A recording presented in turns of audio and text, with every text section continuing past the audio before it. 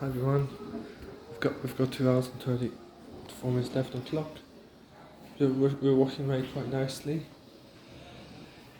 I'll just show you the control panel from here, and that plinth is marks on it that we need replacing. It's not to me that needs to replace the key panel. And I just starting certainly.